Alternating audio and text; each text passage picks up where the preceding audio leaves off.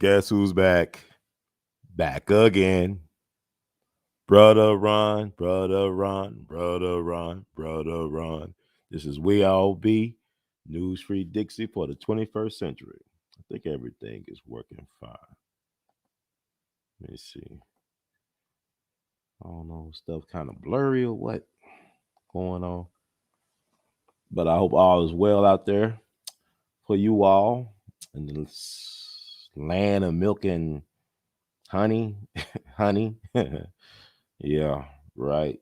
But I hope everybody's doing as fine can be. Right Just now, trying gets to make sure things is coming in clear. I guess things are coming in clear. I don't know. We're still doing Mercury retrograde, the first one of the year. But this is Brother Ron. This is not a joke. This is I. It's not April Fool's. Still February 1st. great. The first one. Okay. I think everything is good. Yeah, I just wanted to do one to open up the Black History Month. February 1st is the Lunar New Year. So it's my New Year reset, actually. I had a good start of the year, but unfortunately, universe soul God had other plans. Thank you so much for the donation. I'm trying to see what it is. I got some reading glasses on. Oh, sister. Oh, thank you so much. Butter love, Tierra John. Hey, it's been a minute. I was thinking about you too. Actually, I think about you a lot. Actually, I be California dreaming about you. One of the things I want to do is meet you out in Los Angeles. You say we go to Whataburger or something. I don't know, but it'd be awesome to meet you in person. It's like a very good person, good people, good vibes. Got that Taurus energy, the herd mentality. Thank you so much. But I really miss everybody. It's been an interesting 3-4 weeks. I had no idea on January 11th that my life would be going upside down, inside out. But I didn't give up, give in, or give out. So let there be a lesson to you all out there as well. Don't give up, give in, or give out. The best is yet to come. But I just wanted to share my story, as well as some thoughts about a lot of things. I know I missed a lot of news cycles, but really I haven't missed a lot of news cycle. I've been just reflecting and digesting everything, and everything is meant. It's not meant for our consumption. There's a lot of junk food out there in terms of so-called information and so-called knowledge. A lot of false prophets out there as well too. This is the time to get in tune with yourself, your true self, your inner self. Um, this year I'll be 42 years young, and I've been reflecting over the last 20 years of my life. And I came to the conclusion that I failed my authentic self. I've been a failure to my authentic self for the last 20 years of my life. Let me explain that. What do I mean by that? Because a lot of things going on right now. People are checking out of here, early checkout. We're gonna talk about that tonight. Black mental health matters, and I'm gonna tell you why. 20 years, my last 20 years, my past 20 years, 20 years is a generation, right? That's a generation. So people have had families, people I went to school with got grandchildren, some of you got great grandchildren. That's another story. But for me, I did not live my authentic self to me, to thy own self be true. I made a lot of compromises in terms of where I want to be in terms of my happiness and the type of person I wanted to be and project it out there into the world. And there's a couple of things on that list that comes. I can think of several things. I had this conversation with somebody I ain't talked to in a minute.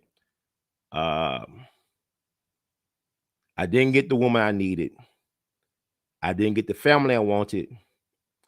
I did not get the career that my talents deserve. And I sacrificed my health for things that wasn't worth sacrificing for. So those are basically several things on my list. Now, this is not to say that my life is a failure. I'm just saying that I did not live up to what I wanted to be as far as who I wanted to be. Now, that does not mean that I didn't help people along the way, that I wasn't service to humanity while I've been here. It doesn't mean that. It just means for me, I let my own self down. So, with that said, this is my third act. For me, it's my third act. Midlife crisis is a midlife opportunity of a lifetime. So for the next 18, 20 years, we'll see what happens. We'll see what I end up doing. If I do the things I want to do, and I'm actually pursuing my happiness, like we all should be doing at this time. So, like, the downtime gave me a lot of time to reflect on certain things, and really get back in tune with myself, or get realigned with myself. Like, this is like, to me, it should be about reinvention at this point for a lot of people. Things I want versus things I need. Everybody should have a list of things they want and things they need. And I'm getting more clarity with that with each passing day, moment, minute, second, year on that note. Now, let me talk about. I got y'all see the topics we're gonna touch on tonight, and there's a lot to talk about. But I just want to get started. Is this most important thing is just trying to get back here. There's no such thing as normal anymore. Normal should not be a part of the vernacular or the vocabulary. It should not be a part of your mindset. There's no such thing as normal. Never really has been a such thing as normal. It's what people are willing to accept or are willing to compromise. That's the thing. But like I said, the first 10 days of January of the new year were pretty cool, man. I'm getting stuff done, crossing T's, dotting I's, doing all the things I want to do, checking out the list. Then people doing the 10-year challenge, how they looked at 10 years ago versus now. So I call myself, I'm gonna do me a 10-day challenge. I'm gonna show myself from January 1st to January the 10th, right? And then January 11th happened when I got fevers and chills and all types of stuff. I didn't know what was going on. Maybe I thought it was food poisoning or something was weird. I was just chilling, and somehow I was able to go to the doctor. I was doing wound care. Now my foot is healed. Now my foot is actually 100% healed. Thank to the people of Memphis North, for helping me out. Wound care specialist, Nurse Diamond, Jeremy, Leroy, Rhonda, all the good people over there. It is a good feeling to go to a medical facility and know that people really care about people, and we're not just statistics or a check or a bill or whatever. We're actually treated like human beings with some humanity. So it was always good to meet those type of first responders and people like that.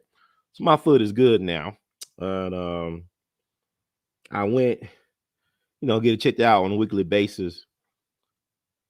And I've been having a foot issue for like a whole year almost. And that's we'll talk about that in another episode about some other things.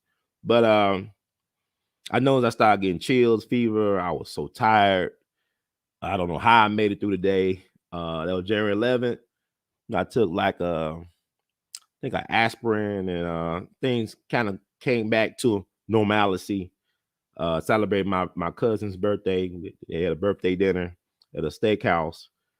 And a couple days later, I noticed that I didn't have any fever, but I was just really tired and out of it, just really dragging along. This is around MLK holiday weekend or holiday weekend, whatever you want to call it. And for the next several days, man, I was just tired, man. I was just out of it. And couldn't lift my head, barely could stand up or whatever. I didn't have any respiratory problems at that point that I could recall. I was breathing okay. I was sleeping on my back. People say you should sleep on your side, I think, all this stuff, yada, yada, yada. But then I noticed around MLK Day that my taste started changing. Weird taste, loss of appetite. Didn't lose my taste, but what started to happen over the next several days is I got this weird fruity metallic taste in my mouth. And even like they said, you lose sense of smell and lose your taste. I didn't lose my taste. It just got replaced with some weird fruity metallic thing going on in my mouth. And I wasn't taking a lot of zinc at the time either. So, and then my sense of smell heightened, like I got bit by a spider, like I'm Spider-Man. So people say you lose your smell, you lose your taste, and I didn't lose that. Everything got enhanced or weirdly manipulated, whatever. So, man, I was tired, didn't want to get up, sleepy. Didn't have no fever though. And towards the end, coughing up, the phlegm, whatever you call that stuff, that's nice mucusy stuff. Was coughing that up. I ain't know what was going on, man. I just made sure I stayed away from as many people as possible. And I would do crazy stuff like either I'll be tired and just out of it, I would drive myself to the store or something like that. I don't know how I made it up and down the stairs, carrying stuff and all this other stuff. I live alone. And it was weird. But it gave me a lot of time to reflect on things. It was weird because I guess it's Omarion. I don't know. Like the nurse practitioner last week said, it's like you had that thing. I said, I had that thing, yeah, that thing. I said it didn't sound like it because like I didn't lose my sense of taste. It just got replaced with some type of weird, fruity, metallic taste in my mouth, and I could smell things like enhanced smell. Like it just real drive me crazy. But they called it Omarion. I call it Hall and the Oats, the one I had, because I kept on listening to Hall and the Oats all day. I was listening to Hall and the Oats, man. Like it was crazy. Hall and Oats. 1-on-1. 1-on-1. She's a man eater. I can't go for that. So I don't know. Maybe I had the Hall and Oats variety, not the Omarion. I had the Hall and Oats, So went through all that. And I remember these past 2 Mondays, right? And I got to think about connecting with our righteous ancestors, like really connecting with the people that passed, because the past is never past. Energy, you can't get rid of energy. Energy is all around us. There's things beyond our understanding or overstanding. So if I could deal with modern medicine, I'm gonna go ahead, try what I can try. Cause I'm feeling so horrible. So on Monday, the last Monday in January. No, not the last Monday in January, excuse me. But 2 Mondays ago, I went to Elmwood Cemetery. And you know that if you've been following We All Be and all that stuff, that we do a lot of things to honor the legacy of the late great Jimmy Lonsford, who's buried in Elmwood Cemetery, which is like Memphis's oldest recognized cemetery. A lot of prominent people are buried there. So something in my spirit told me to go there during lunchtime and just hang out in the cemetery. So I did that. And what I ended up doing, I went to Jimmy's grave, where he's been since 1947, July 1947, his remains anyway. And it's kind of weird because the way his tombstone is engraved, it says Jimmy died July 12th, 1942. It doesn't give his date of birth. His name was James Melvin Lunsford. He's got Jimmy along with Lunsford, which is interesting. So I don't know what's kind of weird energy going on at that place. So I went to pay my respects. I put my hand a certain type of way upon his tombstone, and I knelt and meditated or prayed or whatever you want to say. And out of nowhere, this gush of wind came. This gush of wind just came. I felt so relieved because at that time I was coughing up phlegm and all this other stuff. So like, it was getting better, but I still was dealing with the Omarion, well, the Holland Oats, whatever, the collaboration. I don't know. But I said, wow, this burst of gush of wind made me feel a lot better. So I got to get some energy. So I went to visit a friend who recently passed last year, Dr. Marion DaCosta Willis, who was an amazing pioneer in terms of education, civil rights. She actually participated in the Montgomery bus boycotts, and she was married to a prominent, brilliant Black man who served the community well. She passed away. She was also a friend of We All Be in the Jimmy Lunsford Jamboree Festival movement. She donated her time and money to the cause. So she passed away. She's actually buried right across the way from Jimmy Lunsford with her second husband, A.W. Willis. Her first husband was Russell Sugarman, who died recently as well. But A.W. Willis and Russell Sugarman were business partners. They had a law practice, which is interesting. The background story on that, because she was married to Russell Sugarman, who she had her children by, but her last husband was A.W. Willis, who was his law partner. Both very well-respected, prominent Black men in Memphis history, politics, and justice, and civil rights, and all that stuff. So I paid my respects to her grave.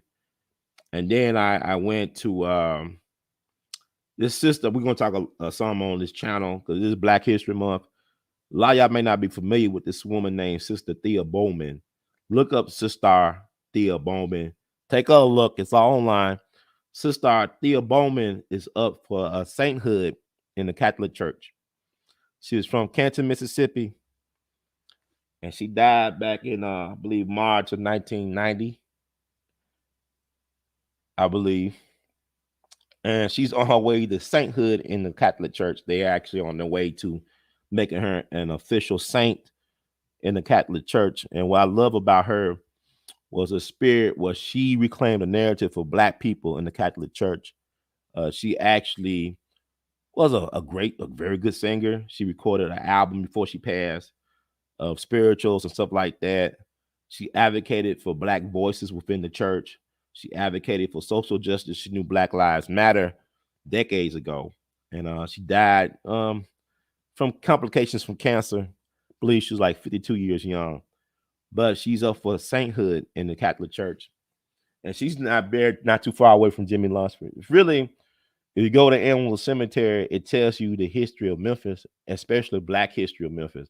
A lot of prominent Black folks who not only empowered Memphis Black community, so-called Black community, but also had an effect on the entire world globally and culturally. Let's tell you about Jimmy Lunsford, the King of Swing. Then not too far from where he's buried at is Sister Thea Bowman with her family, with her parents.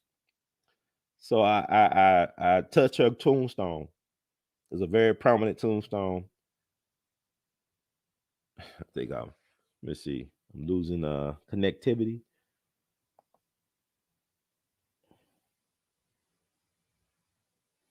Losing connectivity. Let me come in and out. I knew it was gonna happen. Maybe one. Let me try something.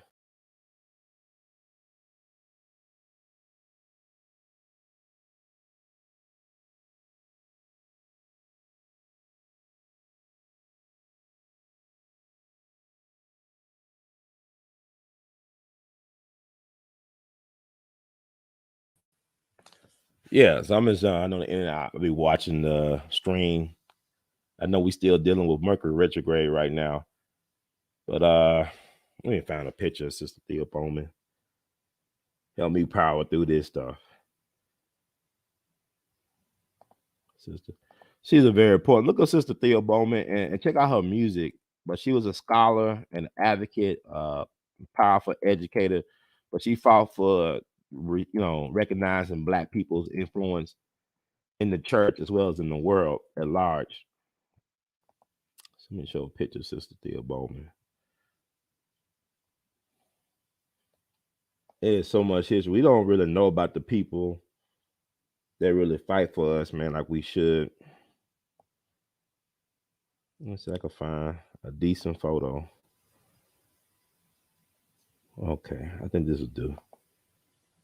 And thank y'all for supporting the movement. We all be in it to win it. Excuse me.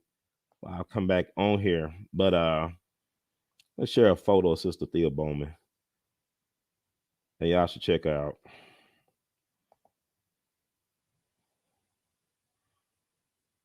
Let's see.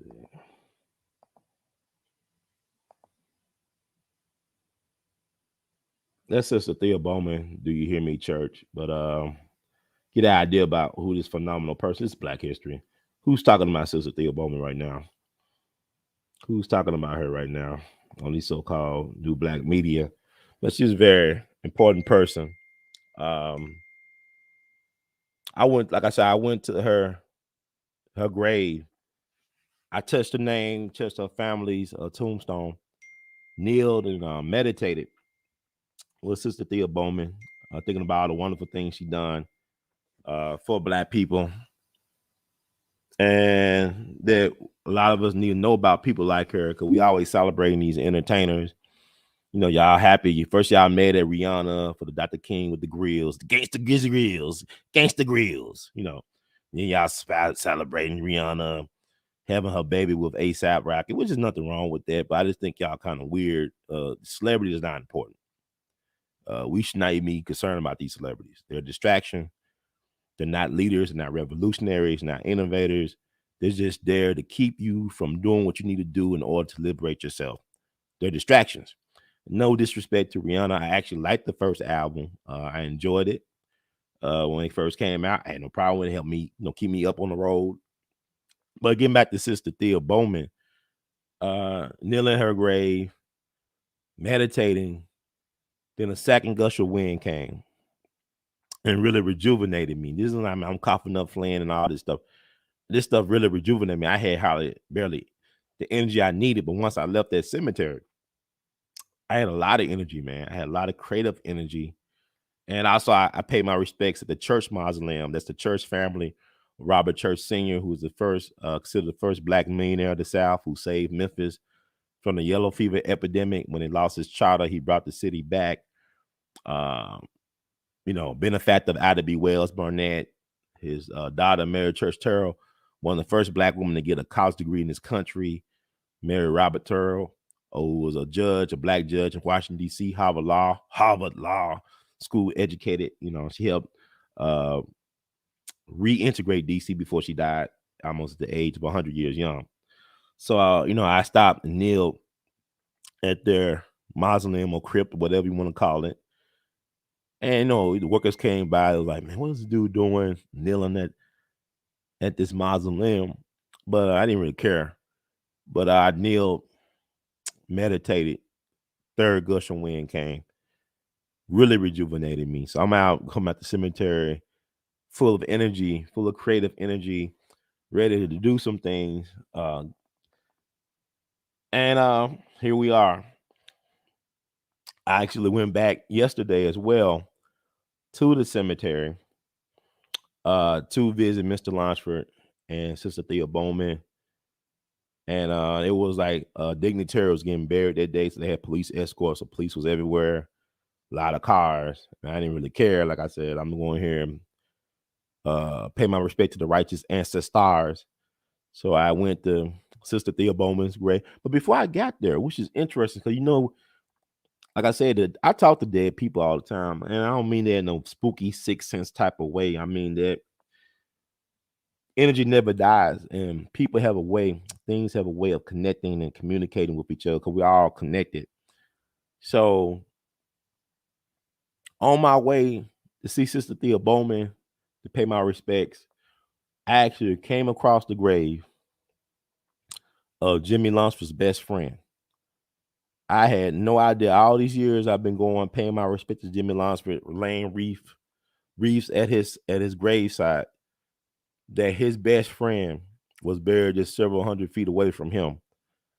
His name was Hugh David Whalum Sr., H.D. Whalum Sr. Now that you may not know him that well, but you know that last name. He is the grandfather of Kirk Whalum, the great jazz saxophonist who played on Whitney Houston's "I Will Always Love You." That's his grandfather. He was Jimmy Lunsford's best friend.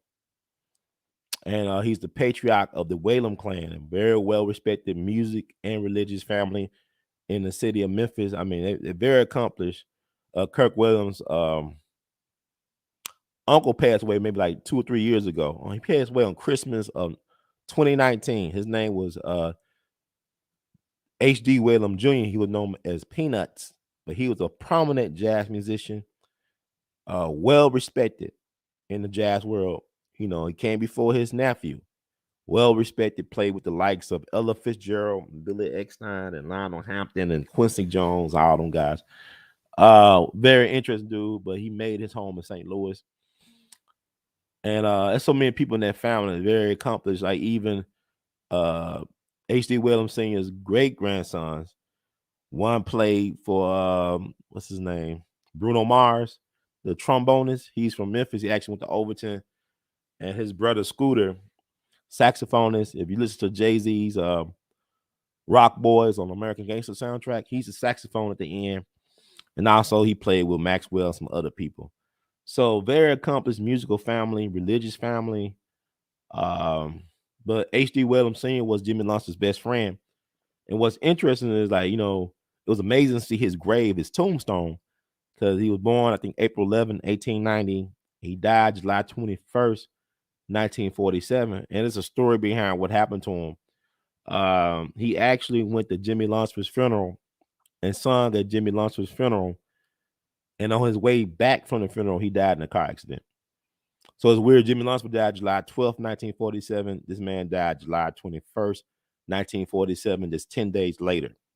And they're buried with like several hundred feet from each other. And I'm just now recognizing this last night. I mean, not last night. I don't go to graves at night, but yesterday. So it'll let me know that whatever I'm doing, I'm on the right path. I'm on a purpose-driven path. So that was cool to see that confirmation from the Most High, from the universe, soul God, from the righteous ancestors, that my work has not been in vain. Although I said earlier, I felt my authentic self for 20 years. But anyway, let me see something.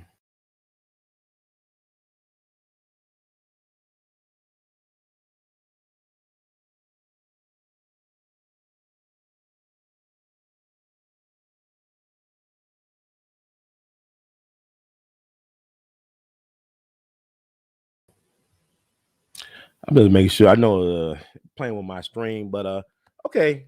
Survival, Omarion, Hollow Notes, and all that.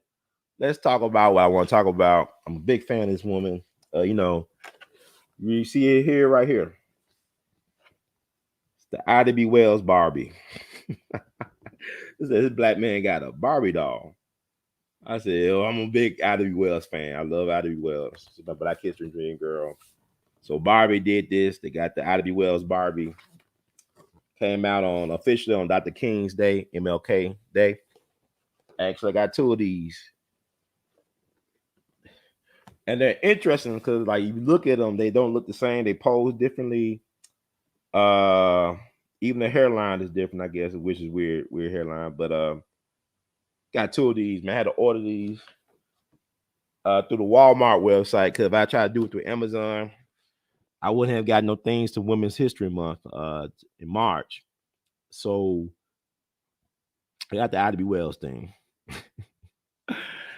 And it's interesting. It reminded me of when I was like under 5 years old. Michael Jackson had a doll that came out. They had the Michael Jackson doll.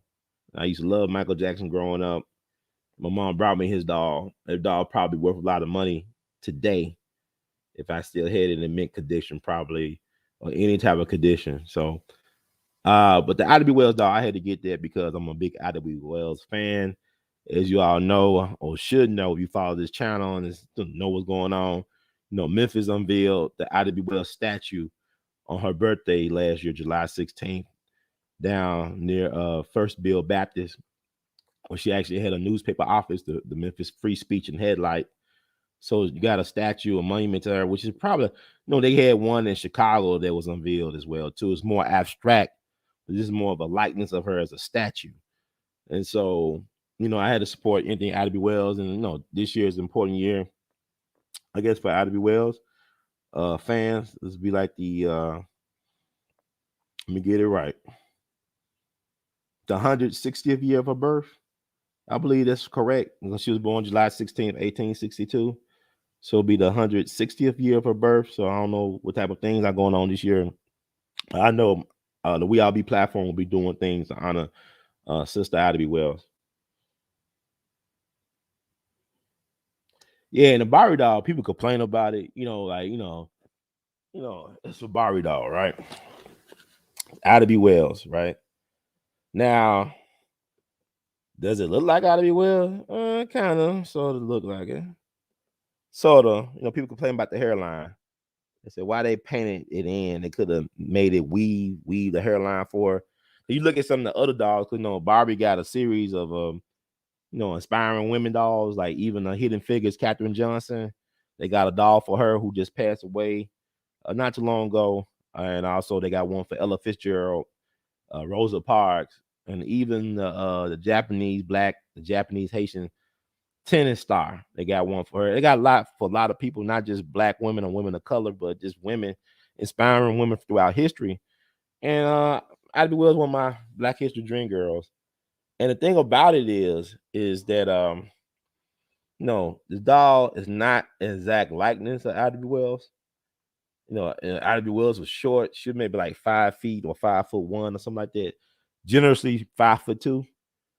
And the doll has the newspaper in her hand, the Memphis Free Speech on there. But I wish it came with a Winchester rifle or a gun, because she's known for she's a pistol packing mama. She's known for packing pistols on her person. And also she encouraged black families to own Winchester rifles. So it'd been cool. They got a little Annie Oakley with the Ida B. Wells doll, gave her like a rifle or a pistol along with the newspaper. And that's the thing, like we gotta tell our stories, but I know some people were complaining that the likeness was off. Even though Ida B. Wells' great granddaughter endorsed Barbie for doing what they did, and I see nothing wrong with it. I mean, it's capitalism; they want to make some money. That's fine. My thing is, that should encourage other folks to do things. I don't think people should be limited in how they pay homage to anything or anyone or any idea that doesn't belong to anybody. Ida B. Wells is a phenomenal woman. Black history is better than science fiction. Just read her in her own words. Read her Memphis Diary that was edited by my late great friend, Dr. Marion DeCosta Willis. Read her in her own words. Read anything about Ida B. Wells. Listen to anything about Ida B. Wells. Watch. I mean, it's very important that she be remembering her contributions, especially in a time like this, where you got somebody like President Joe Biden want to nominate a black woman as Supreme Court justice. I can't name a black woman really that I would like to see in that position. The black woman he picked have been compromised, and in order to get to that level, don't make no mistake, you got to be compromised. Thurgood Marshall had to be compromised to get to where he's at. Judge Joe Brown, that's his hero, but it's been proven that he was an FBI informant. It's been proven that he had issues with Dr. King and Malcolm X and people in the movement, because he thought they got too much credit for doing nothing, whereas he was in the courthouses and dealing with the law. Now, Thurgood Marshall was a phenomenal lawyer, legal mind. He won 29 out of 32 court cases before the Supreme Court, before he became a Supreme Court justice.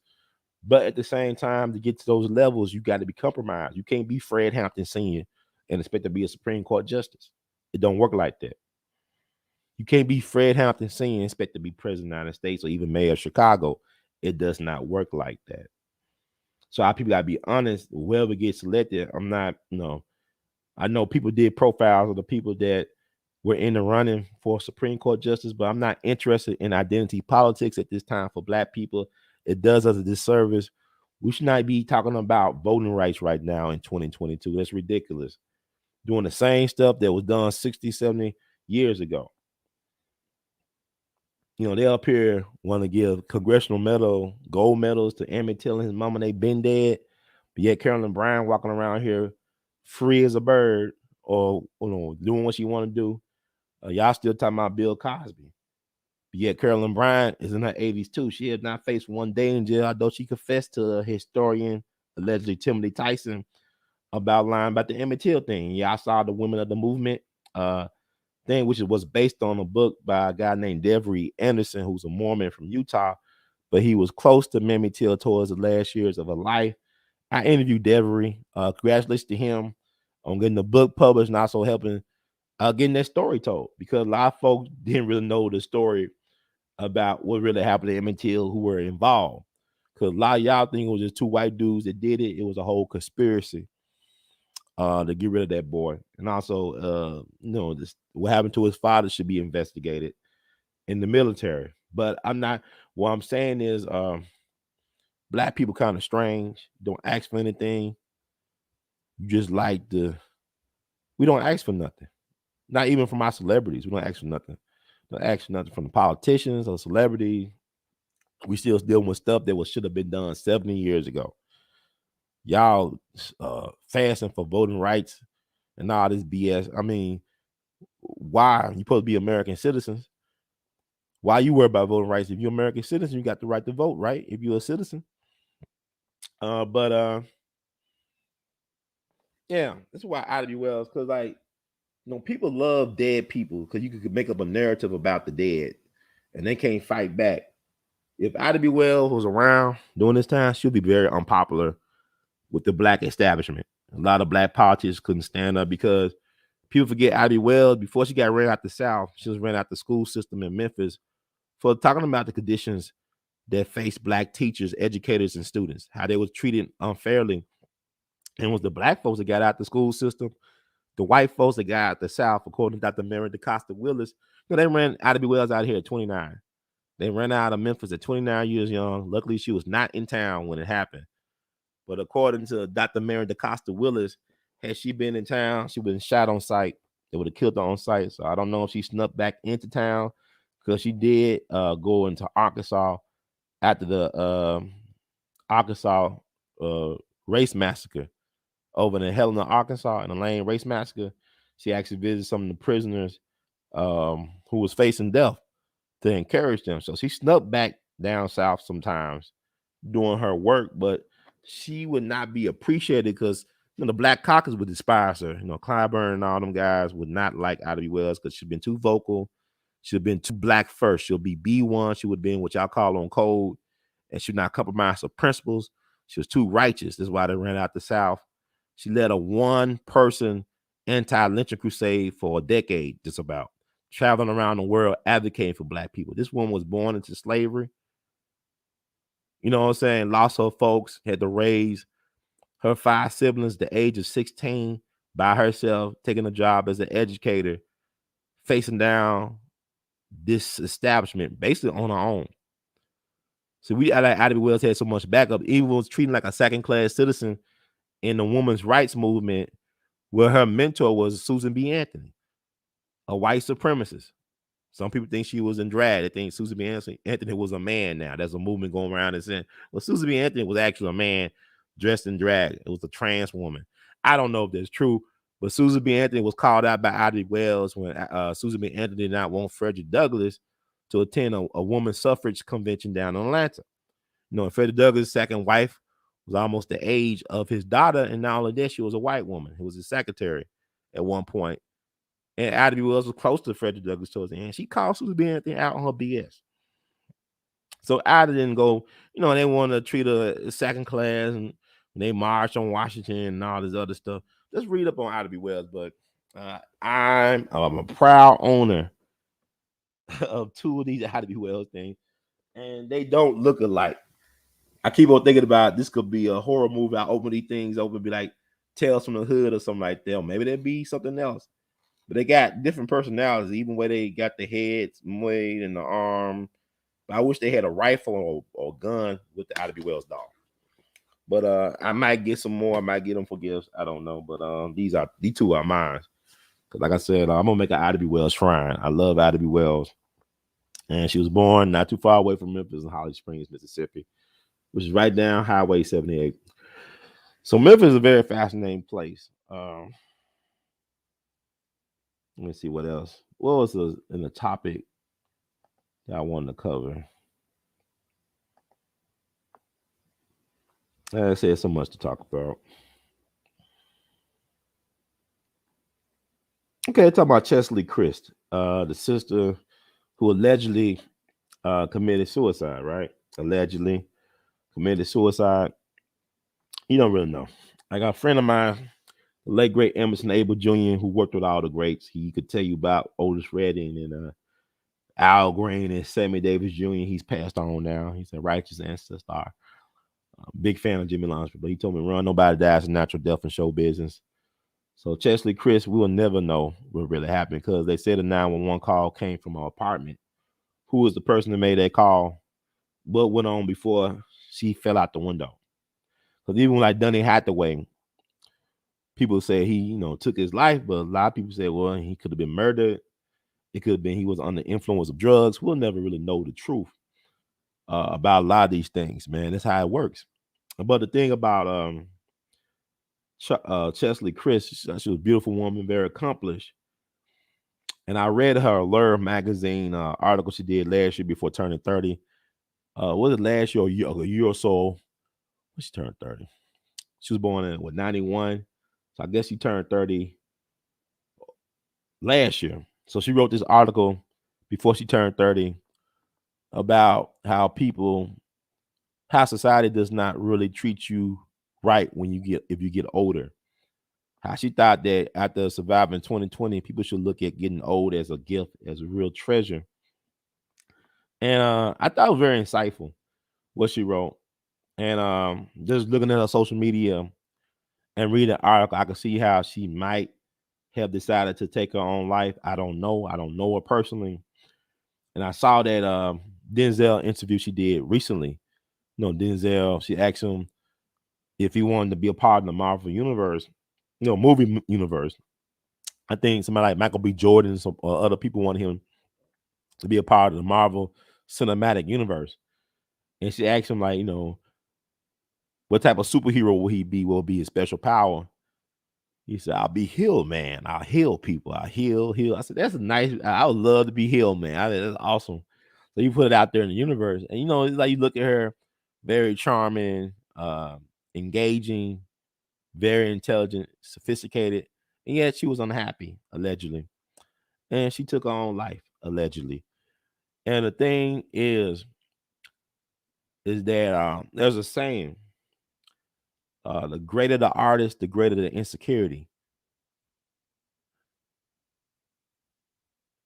I would say this: the prettier the person, the more insecure they are. I know Judge Joe Brown would say, "I talk to the pretty women because they got the lowest self-esteem." You can get a pretty woman. Why not talk to them? People afraid to approach pretty women. I can see how somebody like her would be very intimidated for some people to approach, allegedly because they don't know her. Very accomplished at a young age. I mean, she was the oldest. Miss USA at 28. I mean, she passed the bar by 25. Very, very accomplished at a young age. But she talked about how turning 30 things, people look at you differently. The expectations where you're supposed to be when you're 30, like especially as a woman, should be married with kids and yada yada. And I started reading, like, she was just like, she talked about how people thought that she was not the ideal beauty type, because the way she looks, she's mixed race. Mama was black, was a beauty pageant contestant. I think her father was a white man. Um, she didn't have the so-called ideal beauty pageant look. Like, she wasn't tall. She was like 5'6", and she had six packs because she was an athlete. And she was not an ugly woman or ugly person, but people accused her of being a man. So she talked about how she had to delete comments on social media. And I thank God, and because social media could be really tough. And being a so-called public figure, I had my bumps and bruises.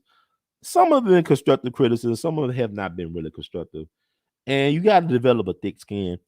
Not saying you got to lose your sensitivity or lose your, just lose who you are, but you got to know who you are when you deal with these forces out here that's being unleashed upon the people. People understands that we all are potential Manchurian candidates and MK Ultra people because we all have been programmed to. We all been programmed. Like, the fact that you're looking at me on this platform, this is a certain type of programming. Social media, movies, we've been conditioned for certain so-called behavior norms that's really abnormal, but there's no such thing as normal. So forget about abnormal, let alone normal, right? So, people, like, they even hide likes or dislikes now on social media platforms, right? People buy into the illusion because really it's deception. People think that, you see people on Instagram, 5-star hotel, exotic car, yada yada. A lot of stuff is filtered. You even look at the situation with Young Dolph, and I don't really look at people no more platform when it comes to Young Dolph situation. I don't know what they're talking about. A lot of these folks don't know what the hell they're talking about. And it's like flies to sugar honey iced tea. People love it like car wrecks. They attract to car wrecks and sugar honey iced tea. I don't waste time listening to these people theories about. I do what I do. What does bother me about the Young Dolph thing is that these dudes, like that straight drop Justin Johnson guy, allegedly murderer of Young Dolph, making videos of your exotic cars with the doors that go up, suicide doors, whatever. You got the money, you all dressed to the nines, yet you can't afford a lawyer to represent your life. You can't afford a lawyer. Who sent you, man? And why y'all do this? Why out there by yourself? But all this other speculation, black folks, really, what this time of dealing with Hall and Oates and Omarion taught me, we don't have to say everything that's on our mind. You don't have to get on here and tell everything to everybody. We don't have to let everybody know what we thinking and all this stuff. Just keep some of that stuff to yourself. Sometimes it's best to let some of that stuff die with you and not even bring it up. But our people are very childlike.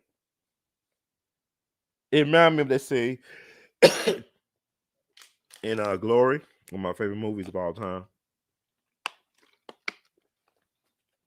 When the 54th Massachusetts went down south and they connected with that other Union general with his black soldiers, whereas they were disciplined, the black soldiers on this white soldier command, they're very childlike. They even like they were wearing pajamas as uniforms, it seemed like. And it was an interesting scene with one of the soldiers from the command of the white general that wasn't Robert Gouldshaw, played by Matthew Broderick, which did very well. As long as they was like, they were messing with the black woman, like it was a black mammy that was getting assaulted by a black soldier. And soon he tried to put his hand on the white woman. The general, I believe, shot the soldier. You don't put your hands on the white woman, boy. Something like that. As long as we are self-destructive towards ourselves, they'll let us be. But when you start attacking the source of your oppression and your limitations, that's when you get in trouble. It's okay to kill other black folks. Like, they could kill Young Dolph, but they won't do nothing to Carolyn Bryant. I mean, y'all ain't gonna touch no Roy Bryant or J.W. Milam or no Carolyn Bryant, but y'all touch a Young Dolph at the cookie shop. That's how we think. And not just a Memphis thing. People got to stop that lie. It's a people, it's a humanity, it's a human nature or human conditioning thing. It's a program thing. This just ain't happening in Memphis. And like I said, with the celebrity, there was another rapper that was killed in Memphis. I think on Friday night, Little Newski. He was killed in Whitehaven, shot by persons unknown. At this moment, he was signed to the rapper Moneybagg Yo, who's affiliated with Yo Gotti. And people were saying, well, we got to leave the city. This is unfortunate. They rappers. I mean, they're entertainers. They make deals.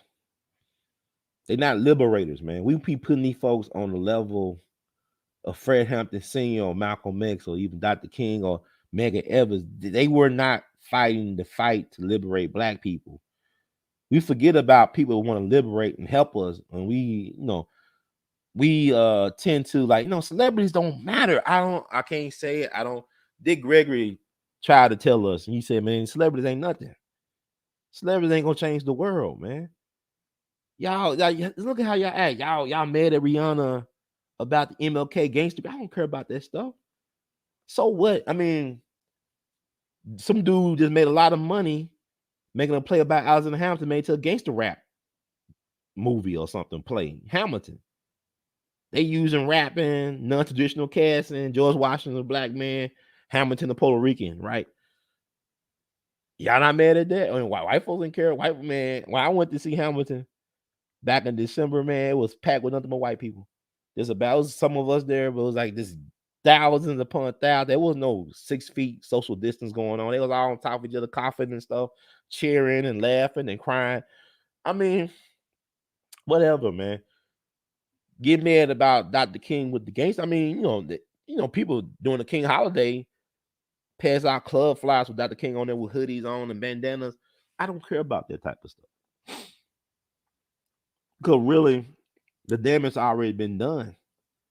Before we get to this point with Dr. King with the grills, but y'all want to cancel Rihanna and y'all love Rihanna because she got her belly out, walking around with A$AP Rocky. Y'all kind of weird. Don't really care. Like with Cardi B and Tasha K. I mean, whatever. Tasha K had to be careful because I remember a couple of years ago when she basically called Tupac a rapist and said, he went to jail for rape. He didn't go to jail for rape. He was not found guilty of rape. Y'all need to take a look at what he went to jail for or prison for. It was not for rape. He was not found guilty of rape in the court of law, but she kept on saying that. And now Cardi B caught up with her, but who's to say that it's not true? Because it's like with Bill Clinton. I wouldn't trust Bill Clinton with a paternity test.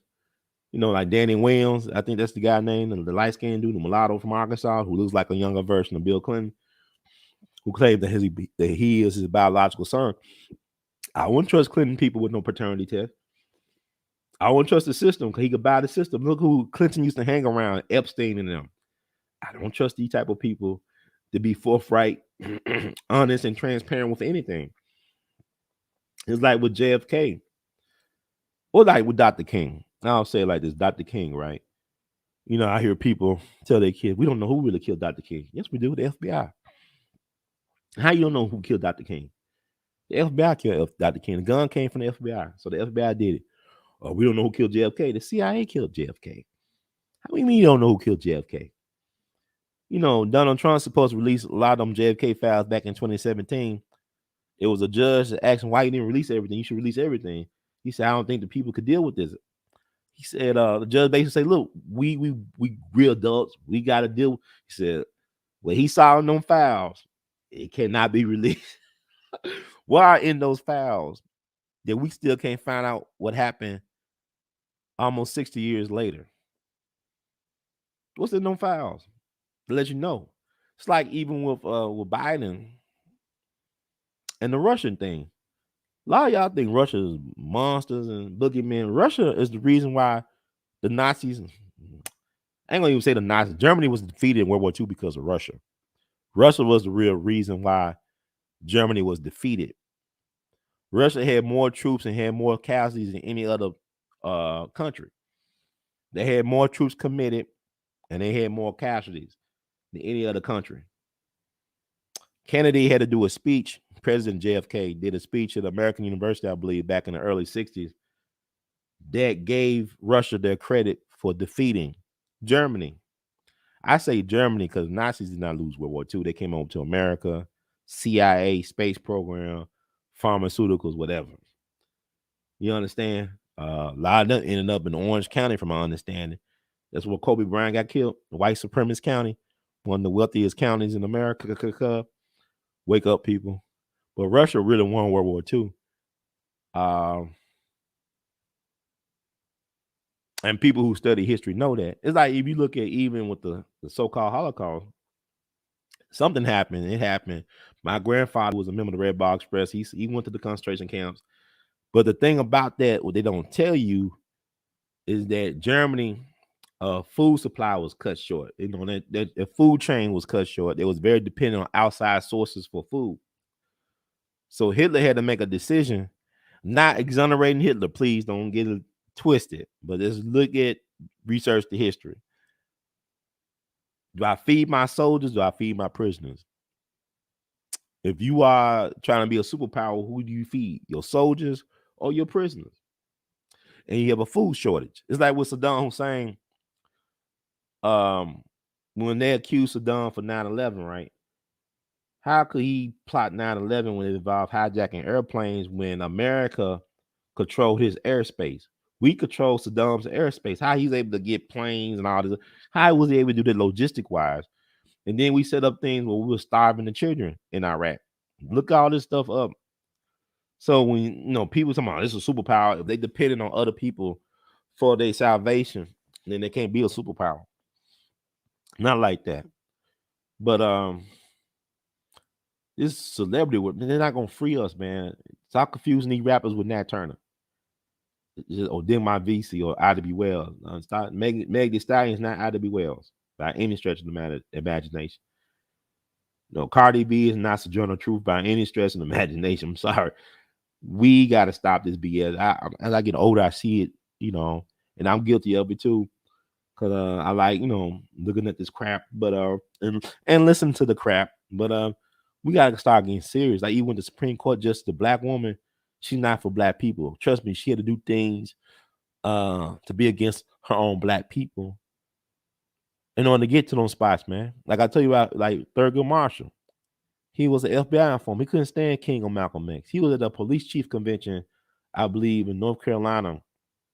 One of Malcolm X's closest associates in the AIDS, A. Peter Bailey, wrote an article several years ago that talked about how Thurgood Marshall was at a police chief convention down in North Carolina. He told him, look, the Nation of Islam is no good. Y'all need to focus y'all energies on trying to undermine the Nation of Islam.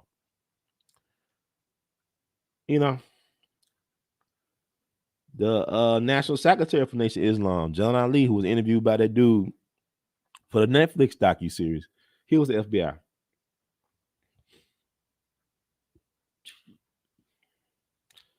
Elijah Muhammad was getting checks from H.L. Hunt, the Texas millionaire, billionaire dude whose son is Lamar Hunt. You know, Lamar Hunt Trophy they just gave to the Cincinnati Bengals. That's H.L. Hunt's son, Lamar Hunt, the founder of the Kansas City Chiefs, whose brothers tried to do a conspiracy to control the world's silver back in the 70s. They tried to control, monopolize silver. This Lamar Hunt, the founder of the American Football League and also the Kansas City Chiefs, who's the Lamar Hunt Trophy is named after for the AFC champion, representative for the Super Bowl. His father, H.L. Hunt, you know, is a movie, like I said, Burt Lancaster called Executive Action that came out in the 70s that's based on H.L. Hunt and talks about the JFK assassination. And H.L. Hunt allegedly got ties to the MLK assassination. The dude named Raul that James already talked about, I found a picture of Raul allegedly.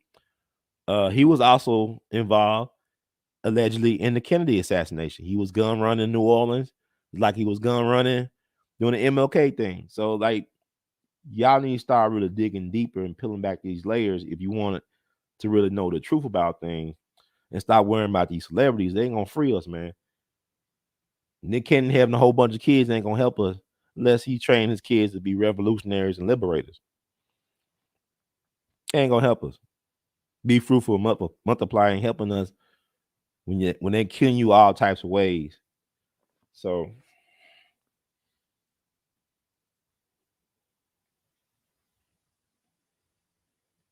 I don't know, man. People priorities are interesting. So what else? Well, yeah, Cheslie Kryst. I'm all over the place. Um, I'm reading a book right now. It's called Experience Incorporated: Men and Women Who Founded Famous Companies After the Age of 40. This is the book. I actually found in the dumpster outside the public library. Or maybe it was like, you know, they throw away so many books the public library is ridiculous. So this book was on its way out. But this book came out in I think in the late 80s. So some of the people that highlighted in this book, they passed on the glory, whatever. But this is a book to read because people put a lot on youth, like the 30 under 30, 20 under 20, 40 under 40. Like you got to achieve all this amazing thing before you turn 30 or even 20 or even 40. If you really look at and study people's greatest successes, it's when you are older that you achieve your greatest success in life, in all types of fields and endeavors and human activity. It's when you are older and perhaps wiser that you achieve your greatest success. It's not when you're young. People put too much pressure on youth.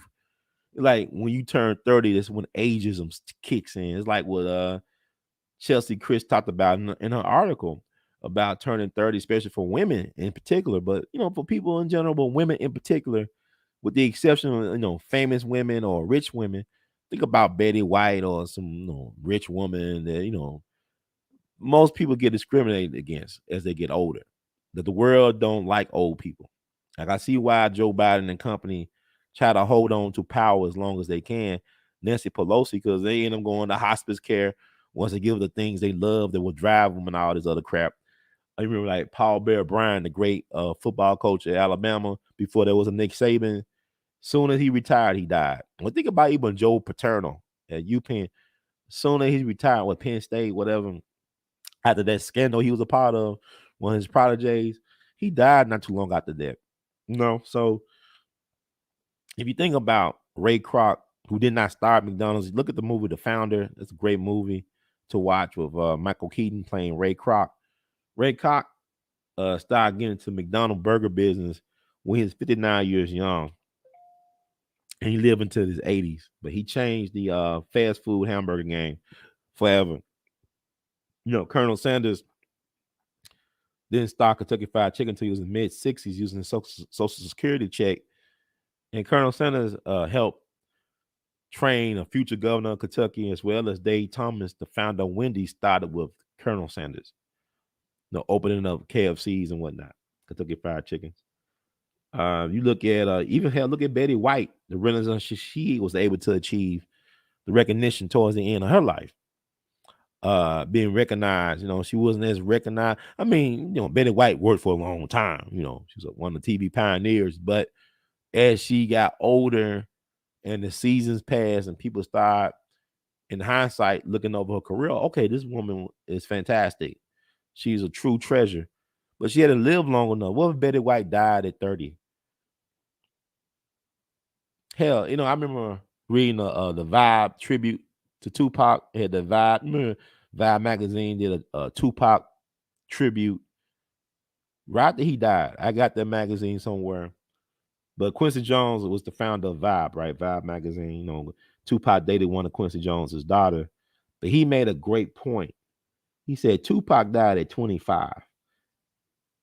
He said, what if Miles Davis or Duke Ellington if I died at 25?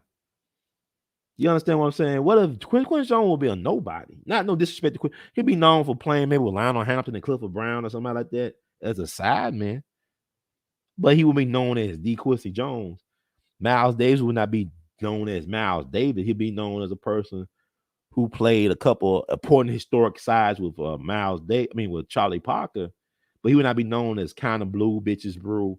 All the stuff that Miles Davis went on to achieve. He lived to be 65, which is impressive considering all the things he went through and put his body through. But he lived to be 65. But if Miles Davis died at 25, he would not be, it'll be no birth for the cool. He'd just be known as a dude on some Charlie Parker sides.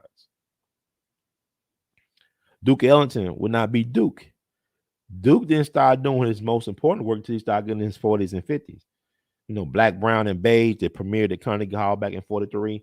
The sweet work he started doing, the movie work, they didn't come in the 20s. If Duke Ellington died in 1925, he would not be known as arguably the greatest American composer of all time. He'll be some dude that might be noted in a jazz history book or class or something like that. That's about it.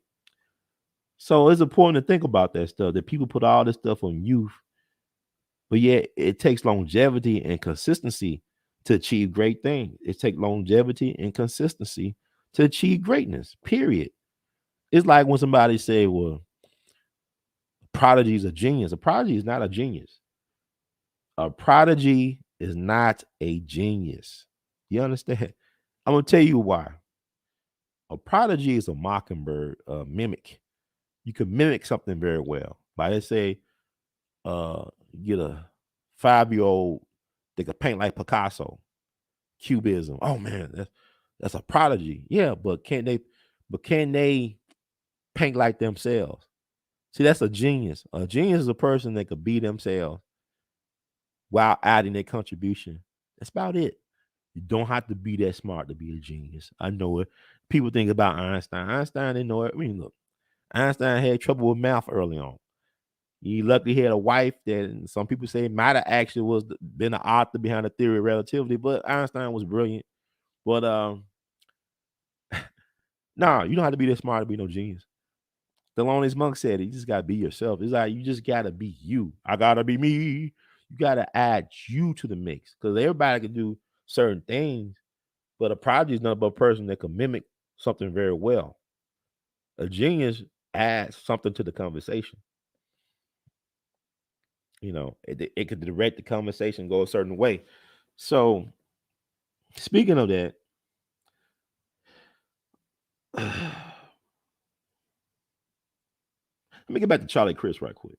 I want Cheslie Kryst. Y'all need to look up something. Look up something. Look up something. Life is interesting.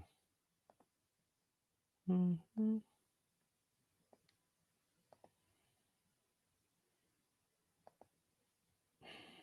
I said I had to do a show, man, because it's been getting too long. Y'all be forgetting about people. Thank the people that inquire what the hell was going on with Brother Ron. Brother Ron had the Omarion with the Holland Oats as the opening acts.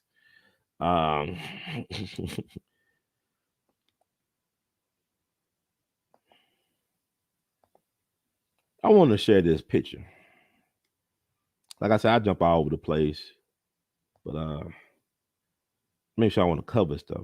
Now, this picture is a very famous or infamous picture. It's of a young lady named Evelyn McHale. This is from May 1st, 1947. We're talking about, Cheslie Kryst and her suicide. They said she fell from her apartment mid Manhattan. This woman fell or committed suicide. She jumped 86 floors from the Empire State Building. 86 floors from the Empire State Building to commit suicide at the age of 23, 1 month before her wedding. She's supposed to be married in June, decided to take her life at 23, jumping 86 floors from the Empire State Building and crashed into a United Nations limousine. So this is one of the most famous. It's called the most beautiful suicide. So this woman was on top of a car. It's all crumpled up, but it's like she's sleeping, right? Like she's at peace, right? But she fell 86 floors to her death atop this limousine. And there was a photography student that took this picture, ran in Time magazine, one of the most famous photographs in the history of the world. Andy Warhol used this photograph in one of his artworks. And this woman left a suicide note on the 86th floor.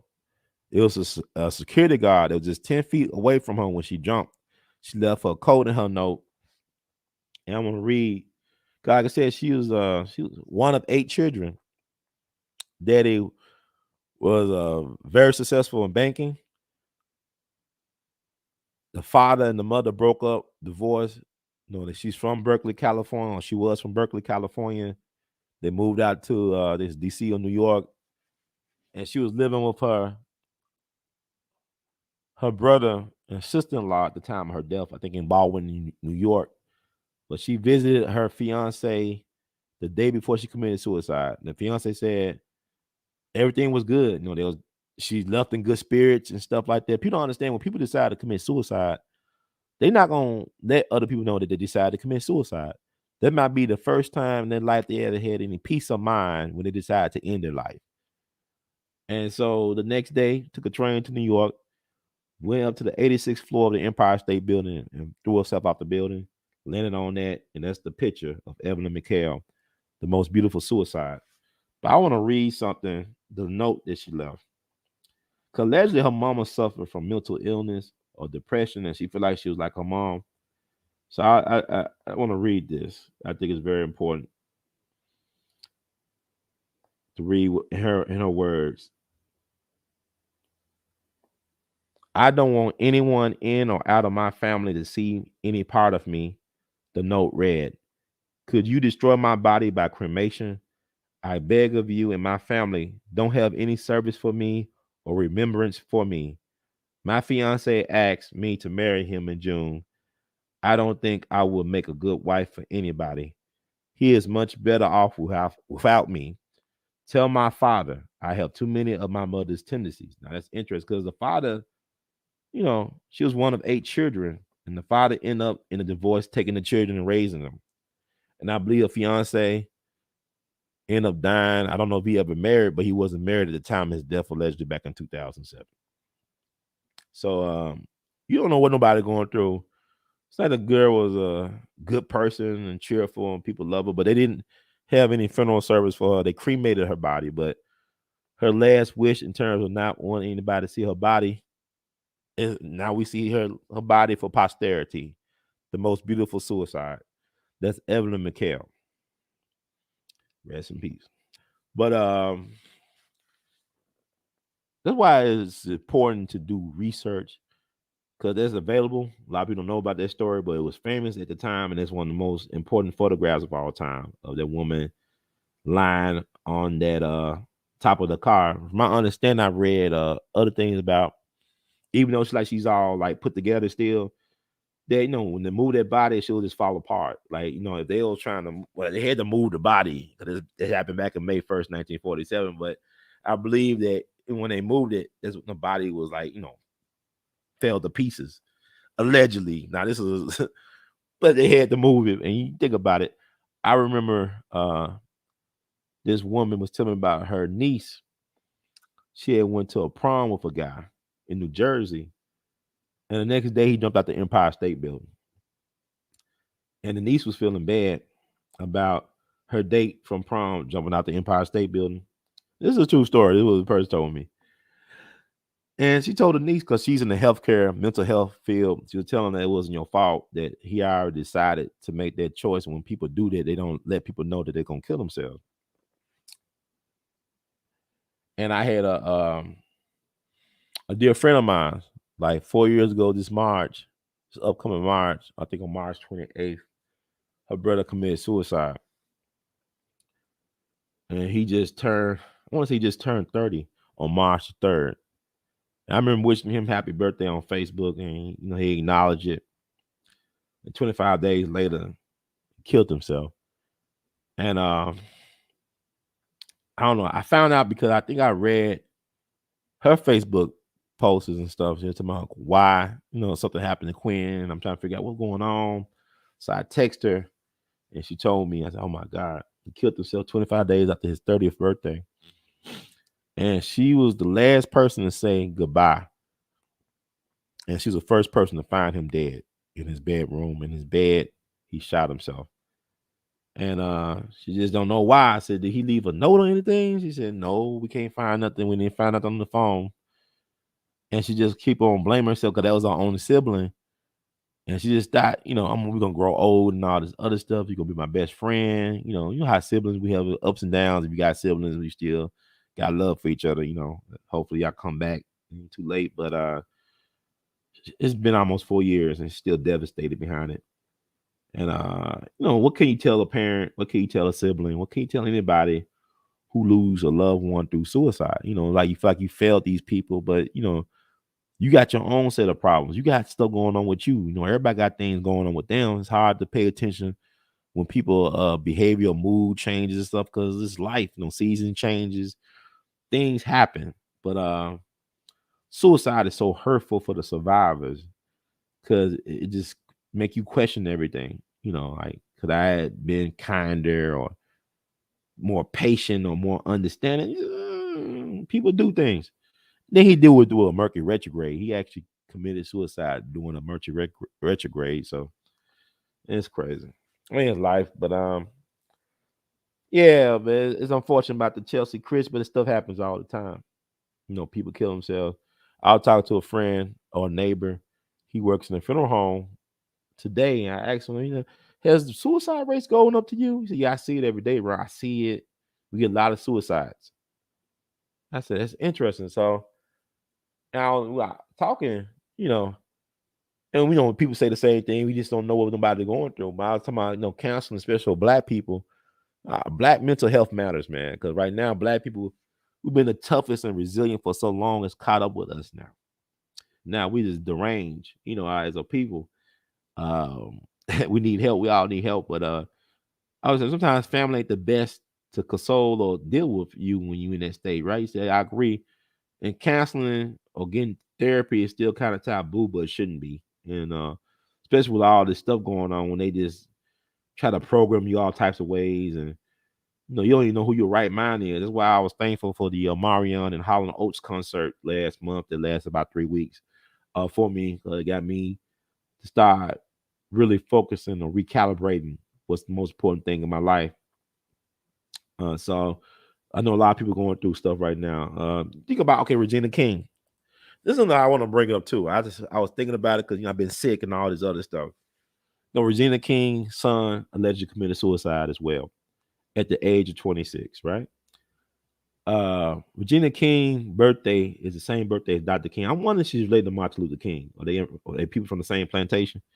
Or was on the same boat, whatever. But Regina King and Dr. King share a birthday of January 15th. Capricorns. Capricorns are interesting. R. Kelly and Elvis Presley are Capricorns. January the 8th. I love Capricorns. Capricorn and Taurus go together. Like you look at Dr. King was a Capricorn and Coretta was a Taurus. And, we make stuff happen. We a power couple. I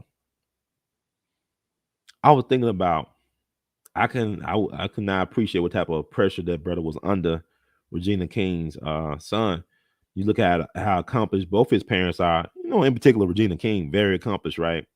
Now, I grew up with Regina King, 227, been poetic justice. Regina King, this talented voice actress, this very, very talented, beautiful, gorgeous, accomplished woman, person, period, artist, lose her son. Is unfortunate at the age of 26. What was he going through for him to take his life like that? What type of pressures was he under? And I think about, as I mentioned, Elvis. Not that long ago, Elvis's grandson, who looks like him, committed suicide allegedly. Not Lisa, Priscilla. No, Lisa Marie. Excuse me. Priscilla is the mom of Lisa Marie, right? But Lisa Marie's son, who looks like his grandfather, allegedly committed suicide a couple years back. And then you got all these other folks, celebrities, and all this stuff, people committing suicide. So what's really going on? I mean, these last 2 years have been hell on people, for everybody, not just the anonymous or the down and out, but also so-called rich and famous and powerful. Uh, the devil is due. I think it's interesting. The Capricorns, like Regina King, Elvis Presley, Dr. King, families have tragedies like that. It's unfortunate, but like I said, celebrities are celebrities. They make deals, and deals have consequences. It is what it is. But I think as a people, as Black folks, this should be a time of great study and discernment. I don't listen to a lot of people podcasts. I mean, actually, I did listen to a lot of podcasts, a lot of things, not traditional. Like, I'm just listening to stuff for information. Now, I don't listen to talking heads. I don't do the talking head stuff. I just listen for information and try to make my own, base my own perspectives and opinions on that. But Tom Brady, right? And that gets to me with Tom Brady. And I'm not the biggest Tom Brady fan, but I must admit, he had an amazing career that never supposed to happen. And I think there's a great lesson in there for Black people to get about Tom Brady. Nobody was ever looking for Tom Brady. Nobody was never checking for Tom Brady. Tom Brady was on nobody's radar. High school, he went to the same high school as the great Barry Bonds. And what they doing to Barry Lamar Bonds is a damn shame. Baseball Hall of Fame is a joke. Baseball Hall of Fame is based on a lie. Baseball was not invented by Abner Doubleday. He did not invent baseball. They did their own study 100 years ago to prove that Abner Doubleday did not invent baseball, but yet Cooperstown is his birthplace, and that's where the Baseball Hall of Fame is at. That's why you know it's a joke. Barry Lamar Bonds is the greatest baseball player of all time. This man was so great and phenomenal. He won 7 MVP awards, and they shortened his career by 3 years. They shortened Barry Bonds' career by 3 years. Even if before he got big and started hitting on home runs, he was a first ballot Hall of Famer. It's a joke. It's like with Terrell Owens. Terrell Owens was a first ballot Hall of Famer. Terrell Owens probably could make a case that he's the greatest football wide receiver all the time. No disrespect to Jerry Rice. Look at the gifts and talents of Terrell. I said Terrell. Terrell is Terrell Owens, right? Let's call him T.O. And they showed his career. Things that they allow people to do now. Terrell was never did anything off the field that caused disgrace to his name or to his team or to the sport. He was doing antics like doing stuff that they now do. Like you could cheer, you could do all this other stuff. He was just doing that. Like with Barry Bonds, you hit a home run, you flip the bat. White folks thought that was disrespectful. Now it's part of the game because you look at other cultures like Japan or Latin America, they flip their bats. It's weird about these sports and stuff and about our place in these so-called sports. But getting back to Tom Brady, him and Barry Bonds went to the same high school. So that's a phenomenal, interesting place to produce those type of athletes. But they didn't come out the same year, of course. Barry's older than Tom Brady. But Tom Brady was never checked. No, they didn't care about him in high school. He went to the University of Michigan. He wasn't even like, he had Drew Henson there who played both football and baseball professionally. So all types. And Tom was not the most athletic or the most gifted quarterback, but he had confidence in himself. He was drafted the 6th round by the Patriots.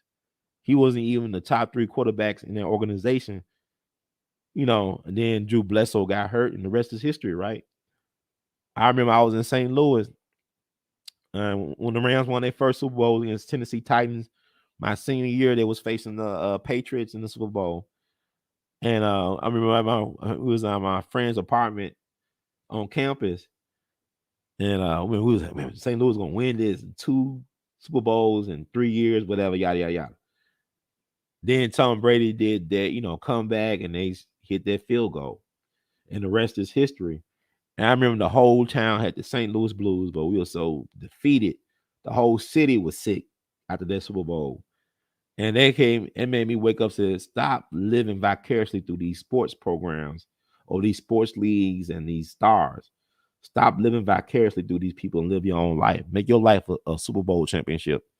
Make your life a blockbuster movie. Stop worrying about living through these people. It's not worth it. Because they made deals. Because even the losers got a bonus from the Super Bowl. Everybody got paid except for the people who are at the St. Louis Blues. But anyway, Tom Brady believed in himself, and now he's the GOAT. I mean, he's the greatest quarterback to ever play football. He's not the most talented quarterback to ever play football, not the most gifted, not the most athletic, but he's the greatest because he's the greatest winner. He believed in himself when nobody believed in him. He was able to make a way when people said there'll be no way. This guy, he made a way, and it took him years of being consistent, longevity. Tom Brady could not achieve all what he achieved by the age of 30. It took him to 44 years young to get all these accolades. So what is it about? You got to have all this by the time you're 25 or by the time you're 30 or 35. That's BS. A lot of folks don't know who they are in their 20s. What you need to do is make a lot of mistakes and survive these mistakes and learn from the lesson. That's what you need to do in order to have an extraordinary life. Learn from your mistakes, survive your failures, and keep on pushing and producing. So stay encouraged. It's like I said, I believe my 20 years, I failed and did not live up to my authentic self. And that's okay. Because I'm still here. That means I still am blessed with some time to do some things. And I want to encourage y'all to stay encouraged. Stop thinking that everything got to be done at a certain age. The only thing you got to do is keep on living and then die. But while you doing that, do some things. And that's about it. And do things that move you, that inspire you. Because like I said, you can't really make no contribution doing things you don't love. To be a genius is just to be yourself. That's about it. Tom Brady is definitely a genius in what he did because he just, it's like, when I think about it, like Thelonious Monk. I love Monk, man. I love his music. Thelonious didn't have to write that much music, but yet his music, he's the second most recorded jazz composer in the history of music. He wrote less than 100 compositions. Duke Ellington is the most recorded jazz composer in history. He wrote thousands of songs. Monk only wrote less than 100 songs. And some of his songs are some of the most recorded songs of all time, like Around Midnight. And he said that I think they asked him about Coltrane. He helped Coltrane, listen to that album live at the 5 Spot, Thelonious Monk and John Coltrane. That they got one that they did something at Carnegie Hall that's worth listening to. And Monk said, I got all I need inside of me. I don't have to go around chasing stuff. Like, like John Coltrane was always talking about the searching through his music, searching for stuff, always seeking stuff outside of his person. Monk said, I got everything in me already. I got all the stuff I need. And that's how I'm feeling right now. I got the stuff I need to make the contribution that I need. Like I said, I got the Out of the Well stuff. I just been going, man, I've been binging, drawing art throughout the night, man. Like after this Omarion and Holland Oates just been drawing, staying up, drawing stuff, man. Just drawing art, ink pen, whiteout, paints and stuff. Stuff that has been inside of me for the last 20 years. It's all just pouring out, at night, around midnight, Just drawing stuff, man. Just working on about to work on big canvases. Got our shows coming up. Like this past January marked the 20th anniversary of my first professional one-man show during my senior year in college. And that what got me reflecting that happened during January 14th of 2002. And I had people come throughout the whole country, like it was doing a snowstorm. So I had folks that I never met, like cousins from Kansas City, folks from Mississippi, my mama, and then from Memphis, sperm donor from Texas. People come all over the place. Even had the school, Washington University, St. Louis. God bless the memory of Dean Adrian Glore. She had a shuttle service from the school round trip to bring people to the show. It was at the Vaughn Cultural Center in the Urban League in St. Louis, one of the largest urban leagues in the country, one of the best endowed urban leagues in the country. And they had their own art gallery, art space. So, it was amazing the support I got, the love. Cause I even found out that the president at the time, Joe Buford, I think his name Buford. He became my cousin-in-law. He was, I met my cousin for the first time, Susan Buford, at my show. And my dad never made the proper introduction to his people in St. Louis. So I just met him in my art show that I happened to organize. Had no idea I was meeting my cousin, that the president of the Urban League at the time was going to be my future cousin-in-law. He's passed on to glory.